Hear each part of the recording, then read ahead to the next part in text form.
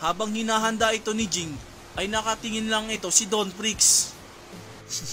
Ilang beses ko bang uulitin na ang mga ganyang atake ay hindi nauubra sa akin? Baliwala na sa akin ang mga ganyan. Wala na bang bago? Diyan ka nagkakamali, tanda. Ano? Sa harapan ko talaga siya. May balak umatake. Napakabilis niya sa pagkakataong iyon.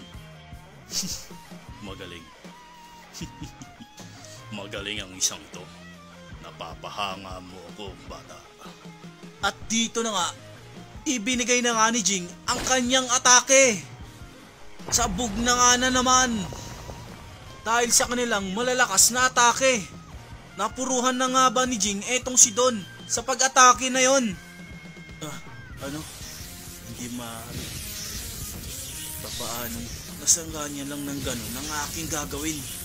Gulat nga si Jing sa nangyari dahil sinalagdalang nito ng walang kahirap-hirap ni Don Prix. Patunay lang na napakaraming malalakas na talaga ang nakakaharap nito ni Don Prix. Mas maganda kung ilalabas mo na ang lahat ng makakaya sa labanan nating ito. Yan nga ang sinabi ni Don dito kay Jing. Kaya nga bang talunin ni Jing etong si Don Prix? O baka naman hanggang dito na lang talaga ang grupo ni Jing? Huwag kang mag-alala, tanda. Nagpapainit pa lang ako sa laban nating ito.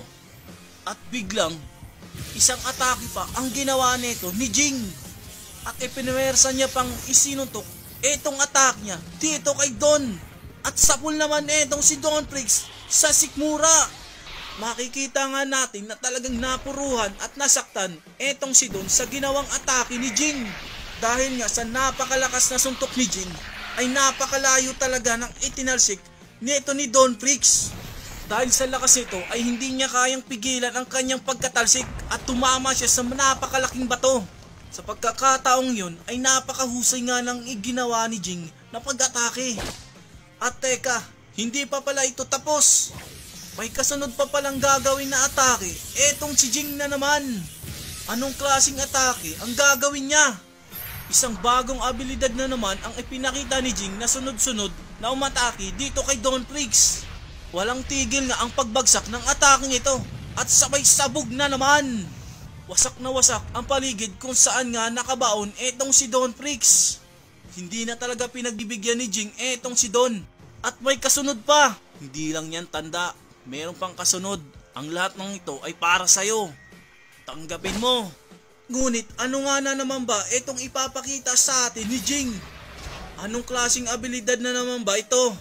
At may lumabas nga na 5 malalaking bola dito sa ere.